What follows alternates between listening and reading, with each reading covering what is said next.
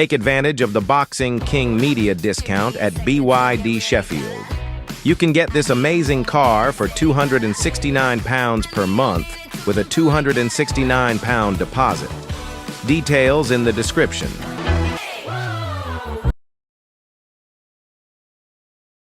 Last thing I want to speak to you about, Dom.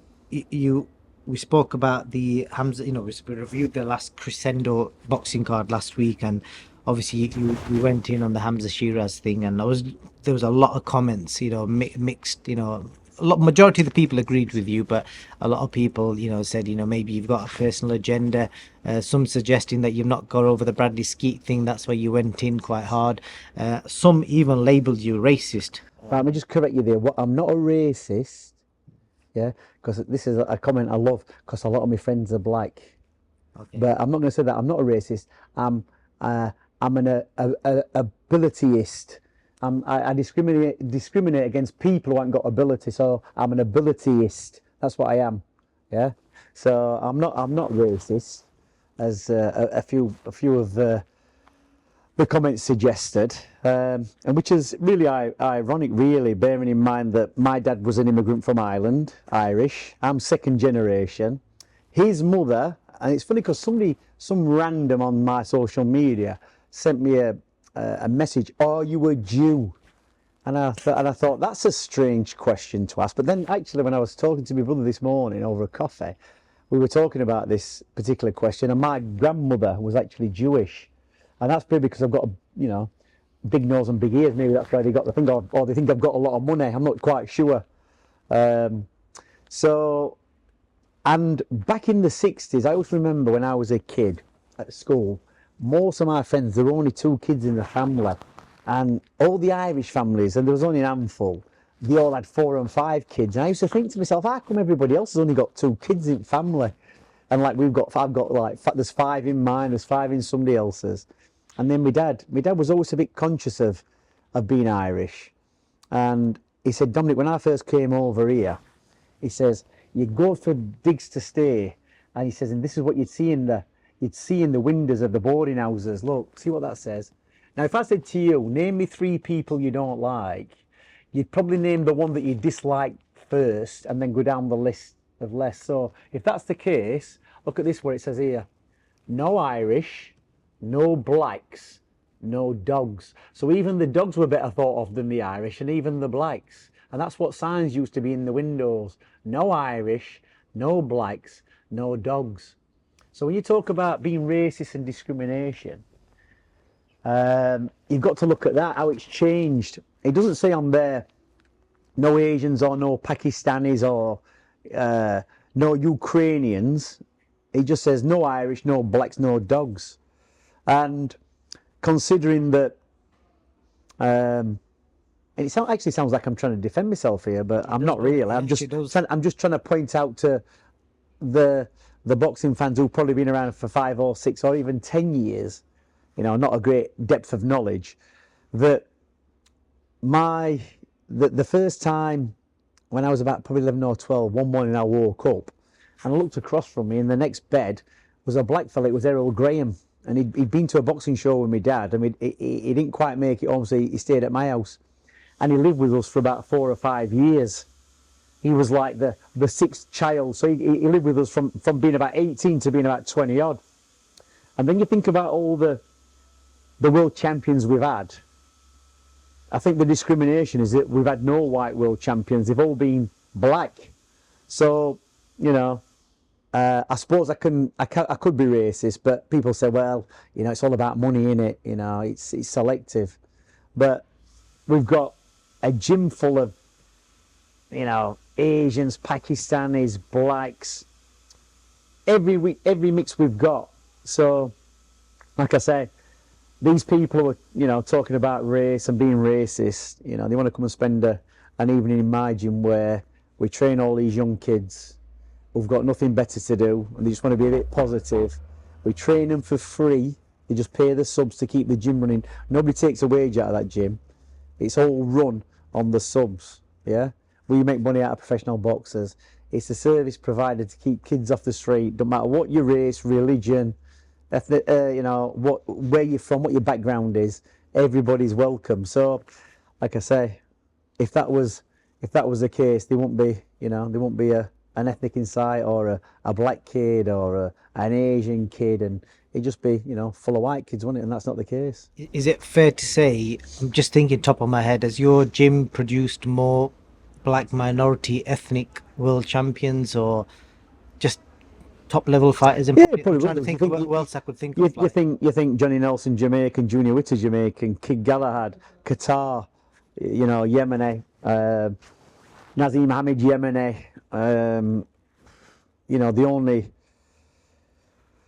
The only white Caucasian champion we've actually had is Kell Brook. Ryan Rhodes, well, I suppose like you got to European level. Oh, yeah, Ryan was obviously a decent level boxer. He boxed for a world title, but like I say, it's and you go in the gym now, and I would say that it's probably from back in the day when my dad started, we could say it was 90% whites. Now it's probably 75% everybody else. So it's a good mix. I tried to get Ryan here today, but he's on some bloody health and safety course. Is there? Yeah. Try to get Dalton as well, but he's unfortunately we might have missed the boat. He's just started camp, so hopefully we'll get him soon. But yeah, I think obviously you went in, you was quite strong with your opinions, and I think it's probably worth pointing out because you say what you think, and I've got to like try and challenge or give a different perspective rather than just run with obviously with what you're saying, and that's what probably makes this podcast work. I think sometimes people probably don't realize that. Obviously, I don't agree with everything you say, and we have these conversations all the time. So that's your opinion, I suppose. But yeah, hopefully we've clarified this whole. I think when you've been around boxing as long as I have, and that goes back to when I was 11 years old as an amateur boxer. So we're talking a good 40 plus years. What you'll find in boxing when you go around to all these places, London, Scotland, Wales, all over, there's not much racism in boxing between the competitors, the manager. Everybody gets on because everybody's got the common goal. I've never really seen it. I've never seen anybody. Obviously, there's a bit of banter when you're talking about when you're challenging people and they're having a go at each other. But I've seen very few incidences of racism in that sense from the boxers, the trainers, the coaches. Like the number of people I know, James Cook, like I said, the fighters we've had, Fidel Castro Smith, Johnny Nelson, Errol Graham, Martin Smith, so many kids from so many backgrounds. They're like, there's no colour in boxing as far as I'm concerned, because it is a unique kind of family. Well, it used to be anyway, from the times I was active. Everybody got on, everybody had a laugh, and there was never, any of this kind of racist slur going on within the UK boxing where I were. And you're probably going to be hard pushed to find any where people were pulled up for it. So it's just not like that, and that's a good thing. And it's the same with the gym. We were brought up with so many different types. Different cultures. It's just standard. People aren't bothered because they've come to box. They don't let it get in the way. It's not allowed. We don't have people, calling names. And my dad, there's a famous video, and it's Errol Graham, and it's called 40 Minutes, Bomber and Brendan. And there's a bit where my dad stood up in the gym. There's some white kids, there's some black kids, some Asians, and my dad goes through each one. They're going to call you this if you're black, they're going to call you this if you're white, honky if you're white, so-and-so if you're black, so-and-so whatever. He goes through it all, he says, but it's just names. You can't do that now. So it just shows you how times change, where people love to pick something out and, it's because you're this and it's because you're that. It's a bit sad, really. It is a bit sad that they think that the only reason that you're being objective is because you're either being sexist, racist, ageist, whatever it is. So there's an excuse for why you haven't quite made the mark. So I'm going to keep saying what I've got to say regardless. And I think, like I said, people who follow the gym for 40 odd years know that the last place you're ever going to find any racism is in the Ingle gym in Sheffield. Last thing I want to get a quick mention from you is you will have seen this back and forth in the last week or so with the belts. Turkey is basically talking about, working with Dana White. They announced a new promotion company. They want to make it one belt. Then obviously you've seen Frank Burns come out yesterday, and Eddie Hearn. They've all kind of stood their ground and said that the four belts are what the history of boxing is. I think Frank's argument is that there's that many boxers in the world. You've got to give people opportunities. And then the counter argument to that is that we need one champion like the UFC model. Where do you kind of sit? Well, it's interesting because I'm so glad. It's like when people ask me if I'm training anybody, I train a handful of people, and unfortunately I'm in the position where I no longer have to rely on boxing to make a living. And I look at this situation now and I think the tide's beginning to turn, because I think once the British promoters got into this Riyadh season, the dynamics of boxing is going to totally change. And this is my reasoning. In the past, whichever promoter had the money from the TV was the promoter who controlled the boxing, because that's where it's at. Frank Warren got the TV deal, that's where the money is. The fighters migrated to him. When Eddie Hearn came into boxing around about 2009, 2010, he started off, he got Cole Froch, Darren Barker, bit by bit, and they all started moving over towards Eddie, and they migrated away from Frank. And now Turkey's come on the scene, and he's got so much money. He can outbuy everybody, and that's what he's done. And fighters know, regardless, they'll be in a contract somewhere down the line, but they will go where the money is. There'll be no loyalty when there's large amounts of money with somebody else. And I think this is the start. I might be wrong. Listen, it makes no difference to me. It's not going to affect me. But I think this is the start of where all the middlemen in boxing are going to be slowly moved out, and it's just going to be between the boxers and whoever's paying them. Because before the money comes to the fighters, it's filtered. He's getting paid, managers getting paid, promoters getting paid, somebody else agents are getting paid. The massive pot up here, by the time it gets to the fighters, it's nowhere near, unless you are an elite fighter. Look what Floyd Mayweather did when he left Top Rank and Oscar De La Hoya. They became their own, that's where they made the money, because they didn't have to share it with anybody. And fair play, they're the ones taking this. And I've always said that a good model for boxing would be like, we work on percentages. As a manager, you get 25%. As a trainer, you get 10%. Realistically, promoters should have been given something like 15%, because when they get paid off the TV or whoever's paying them, it's them to decide how much they're going to pay the fighters, so that they can negotiate the best deal for the fighters and save the rest for them. At the end of the day, they're just promoting a service. They're just a service to put on a show. So, and I would imagine it works better in the promoter's favour to be as it's always been. But it seems that Turkey's Dana White's model seems to be different. It's all laid out and set out in a way. And I can see the WBC, the WBA, the IBF, the WBO. I can see with all the sanctioning fees and all the money what gets paid, I can see that getting scrapped. And it just being one thing, and it might be with Turk because he's got enough money. Because ultimately, if they've got all these belts and the fights can't be made that the fans want to see, they're going to go to somebody like who can make them fights.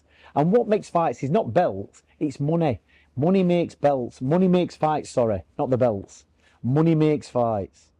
Right? If I said to you, you can box for this belt, you're getting 10 grand, or you can box without it and you box this fella for 50 grand, you're going to take the money.